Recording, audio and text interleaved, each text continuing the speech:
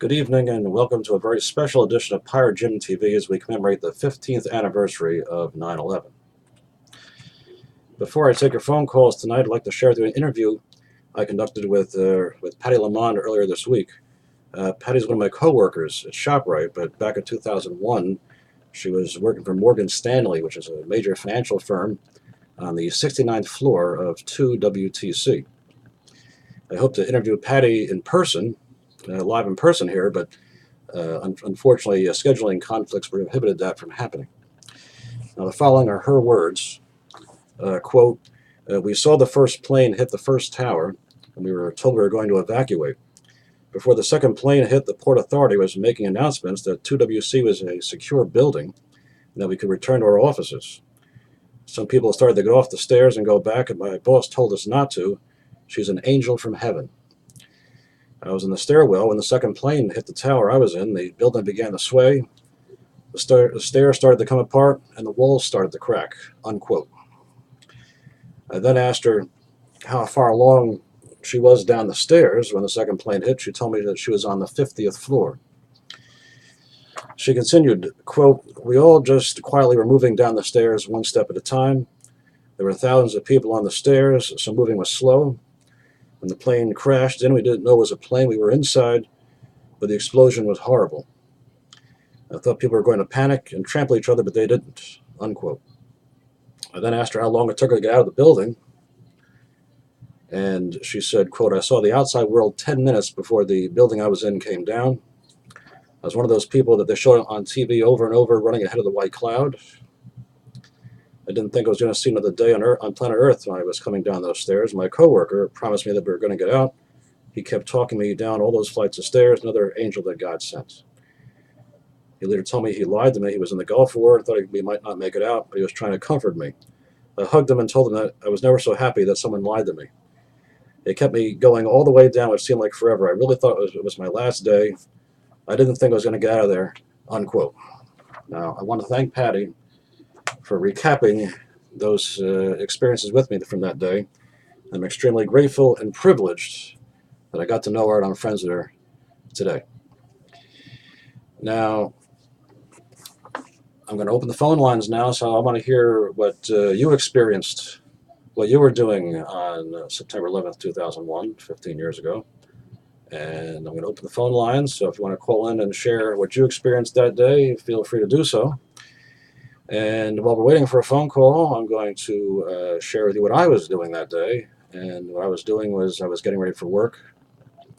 I was working as a telemarketer. I was a telemarketer back then. And it was a Tuesday, so I worked in the morning, and I was getting ready for work. And my stepfather, Joe, happened to have the TV on, and he asked me to come in the living room and look to see what he was watching. And we saw well, let's see what this is. Well, let's see what this is. Hello, you're on the air. Yeah, hello there, Jim. Yes, who's this? That's Rich Phoenix. How you doing? Oh, Rich Phoenix, how are you? I can't complain. Okay, so what can you tell me about what you did that day? Well, I was at work, actually. Okay. The one recollection before the towers came down, I was walking to work. I'm 5 blocks from my job, so I walked to work. Okay. And the one thing I remember about that morning was how incredibly clear, how incredibly pleasant a day it was after a lot of hot summer weather. Right, yeah. And I got to work, nothing unusual at all. I'm clerk for our town.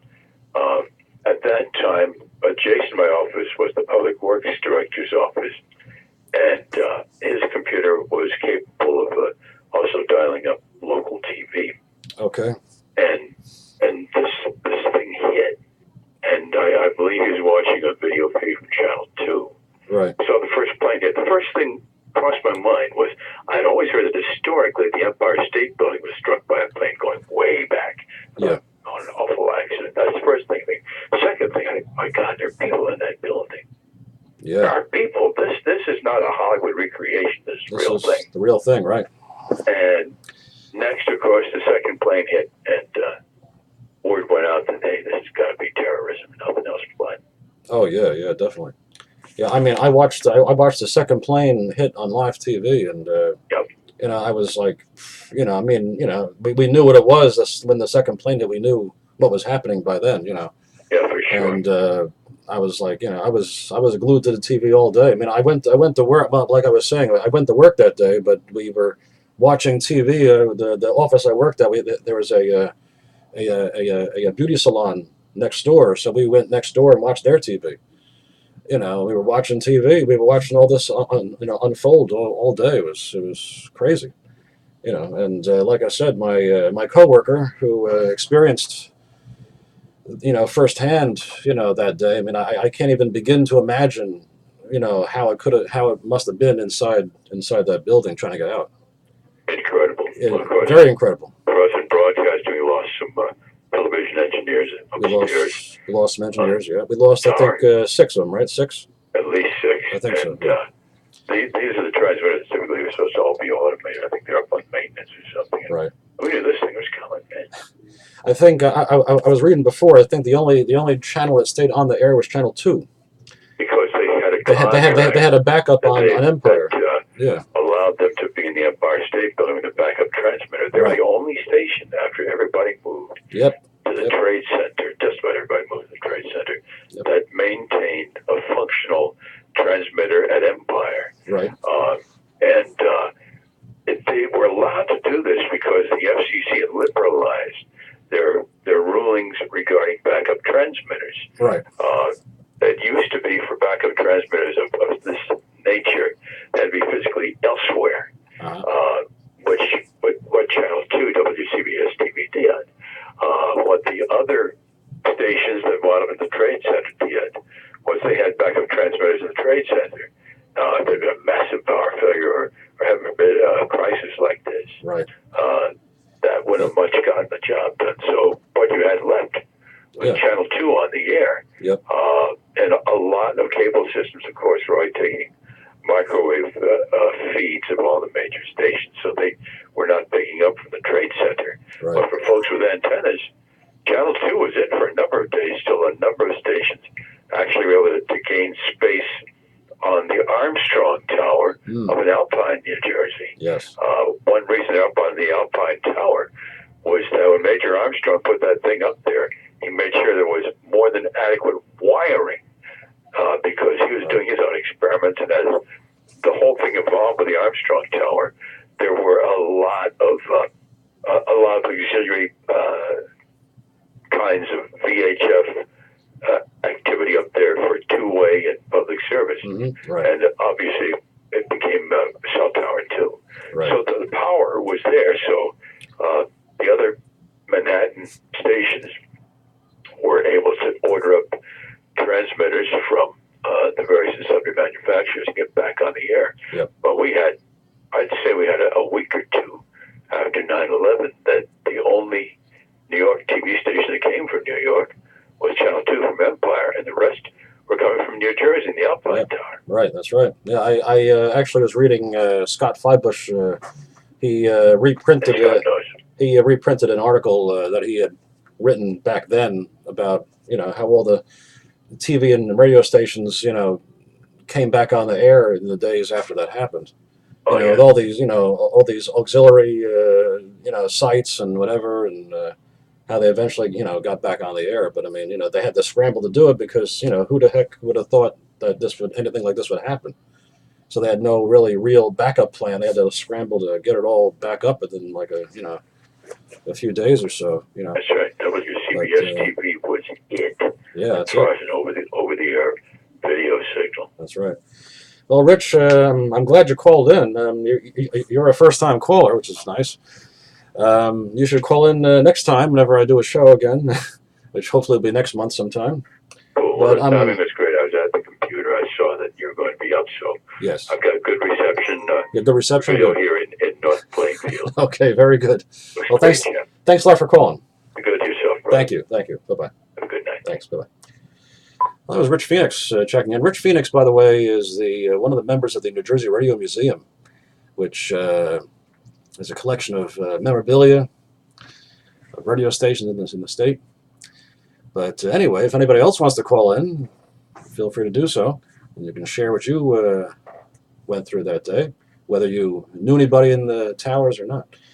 What I was saying was, which I pretty much finished when I was talking to Rich. I was getting ready for work that day, and I watched everything unfold on TV. I saw the second plane hit the second tower live on TV.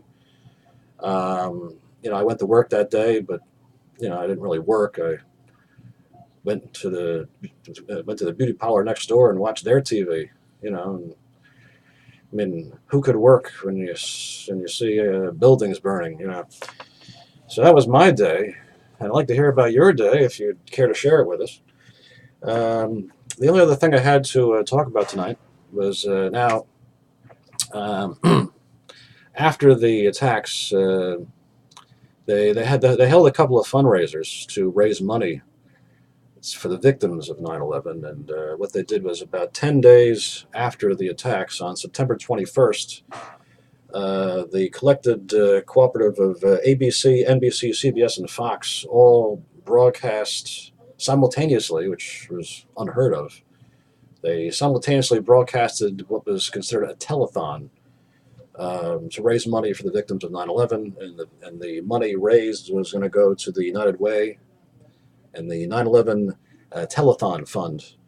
And it was called America, A Tribute to Heroes, and it ran for 2 hours on September 21st, 2001. And it featured a whole bunch of musical celebrities and movie celebrities. And then about a month or two after that, they released a DVD, which I have here, America, A Tribute to Heroes. And of course, proceeds from this DVD also went to United Way. A lot of people performed on this particular show. Bruce Springsteen, Will Smith, Alicia Keys, Robin Williams, Billy Joel, lots of people. And besides musical people, there's, Tom Cruise, Kelsey Grammer, Jim Carrey, people uniting for a very good cause. So this is now. I haven't really watched this lately, but might be a good idea to plug this in again and check it out. And then about a month after that, they had a big 5-hour concert at the Madison Square Garden on October 21st. October 20th, I'm sorry, October 20th. And it was a 5-hour concert. It was organized by Paul McCartney, and it was called the Concert for New York City. And that was broadcast by VH1. And surprisingly, it only raised, from whatever I could find online, it said it raised about $35 million. I thought it would have raised more than that. But the proceeds from the concert went to the Robin Hood Relief Fund. And they also released a DVD of the concert. It's called The Concert for New York City. And again, a lot of musical and other celebrities contributed. Of course, Paul McCartney, but also David Bowie, Bon Jovi, a whole bunch of people. The Who, lots of people. Billy Joel, I think, is on here again someplace. But this was a 5.5 hour concert. This is only there's 2 DVDs in here, which encompass about 5 hours. So this was pretty much the whole concert on 2 DVDs. But I forgot to mention that the America Tribute to Heroes. This raised. Now this was a 2-hour telethon, and it raised $200 million. Which I don't know if that counts the sale of the DVD or not. It might have raised a little bit more than that. But this too. And the other same thing holds true to this. I mean, the concert itself raised $35 million, but the sale of this also went toward the fund as well. So that possibly could have been higher. So if anybody else wants to call in, now's the time to do it, because if I don't get any more people calling in, I'm going to shut this down reasonably early. Because again, like I said, I wanted this to be a serious show, and if anybody wants to, like I said, share their experiences with me, I've been more than welcome to listen. And again, I'm sorry that I had wanted to interview Patty. Let's see who this is. Okay, you're on the air. Hey, how are you, Jim? Hey, who's this? This is Chris Lane. You Chris, know me as Christopher Christman. yes, Christopher Christman. What did you do? How are you tonight? Very good. What did you experience on 9/11 15 years ago? Well, let's see. I was 20 years old when this happened. Okay. And I was actually in a dead sleep. And my mom and dad were going to Delaware that day. Okay. And what had happened was my mom had woke me up and said, listen, we're getting ready to leave. I had a hobby back then. Of course, this was before the internet did video and audio streaming. Right. Well, anyway. And I used to record news events. Okay. I always had a blank tape available to record stuff. Mm-hmm. And my mom was like, you might want to hit record on that VCR because something's going down in New York. There was a plane that hit the Trade Center. I'm like, oh, wow, that sounds kind of weird. Oh, boy. So they left. I got myself together. I put a tape in. And down in South Jersey, the only New York channel we had was Channel 11. So I figured, well, Channel 11, I'll just get coverage from the source. And, of course, nothing, right? It didn't last long because I hit record, and a couple of seconds later it was that famous still shot when the tower dropped. Right, right. So I was like, well, this cannot possibly be good. So I went to another channel. I forget which one it was. And I just saw the rubble, and I was like, wow. Yeah, yeah. And I must have went through about, I think I still have all the original tapes. I think I had like 8 or 9 6-hour tapes full of the original coverage, and it was just insane. Yeah. I can remember I was supposed to go to school that day. I was off work that night. I had school that day. Obviously, it was closed. Right. And I can remember my parents freaking out because they had just gotten on the boat when they stopped, seeing air transportation. Yeah. So they got to Delaware. They didn't have their car. So they were stuck there. And, they had cell phones. I had a cell phone, but needless to say, all the circuits were jammed. So they couldn't even get a hold of me. I couldn't get a hold of them. So it was a very, it was a stressful day. Yeah. But, one thing that was really cool is that I worked in a hospital. Yes. And one of the nurses she loved New York. She was crazy about New York. She got a bunch of the nurses together, and they drove up to New York to see if there was anything they could do to help. Mm-hmm. So I thought that was really nice of them. And they were there for like about a day or two just doing whatever they could. Right, right. We had when I was at work this morning, we had a moment of silence at 8:46 this morning, which was, I think, the time that the first plane hit the first tower. We had a moment of silence at work this morning, which was nice. Now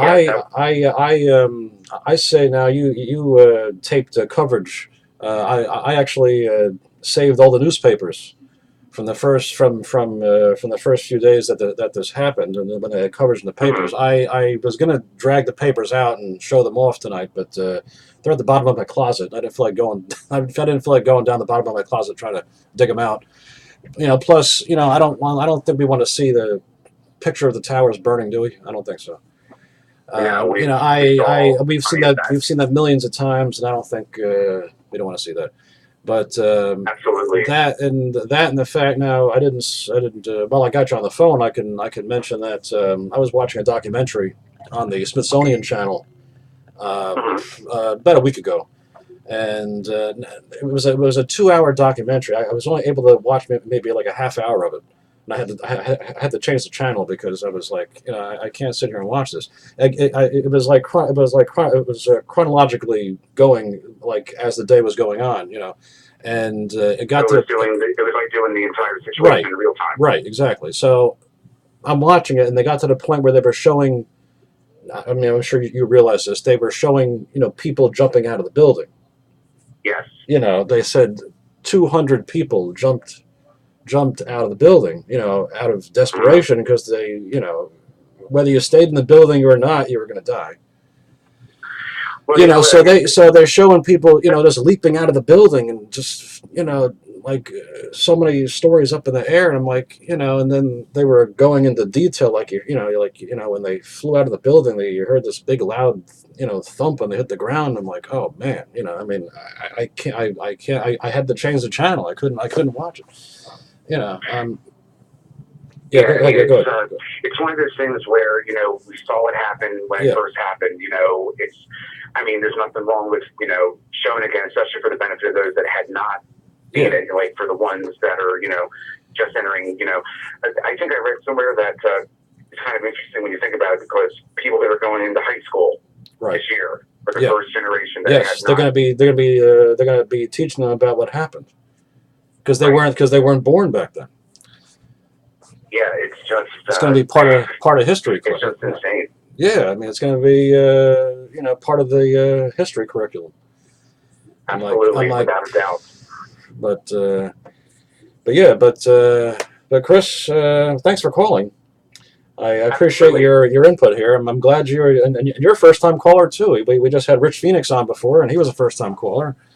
And so are you. Yeah, I was actually off work this evening. Oh, lucky you! I'm able to watch it live for a change. It's always fun to watch it live instead of taped. I mean, absolutely. I mean, even if I make a mistake, I still keep it in, so it doesn't make a difference. You don't miss anything. you don't miss anything. But Chris, thank you for checking in, and I'll check back with you soon. I haven't been for those of you watching. Chris does a show on what day is it? Wednesday night. Yes, Wednesday night. Wednesday nights. It's WRML 107.9. Yes, you might as well plug. You just plug your show, Chris. It's okay. That sounds wonderful. Just plug it. It's an '80s show. It's the Vinyl Countdown. The Vinyl Countdown with Christopher Chrisman. Absolutely. It's WRML LP. You can also tune in online. What's the website address, Chris? It's WRMLradio.org. Yes. It's the radio station of Atlantic Cape Community College. Yes, it is. Okay. Well, Chris, thanks for the plug. And I'm not going to charge you for the plug. It's a free plug. That sounds good. Okay. I'll buy you lunch sometime. All right, very good. Thanks a lot for calling in. Thank you. Have a good night. Thanks a lot. Bye-bye. Bye. Okay, that was Christopher Chrisman checking in. And little levity. We need a little levity. I want the show to be serious, but I want to be a little levity. Okay, so if anybody else wants to call in, now's the time to do it. Otherwise, I'm gonna shut this down.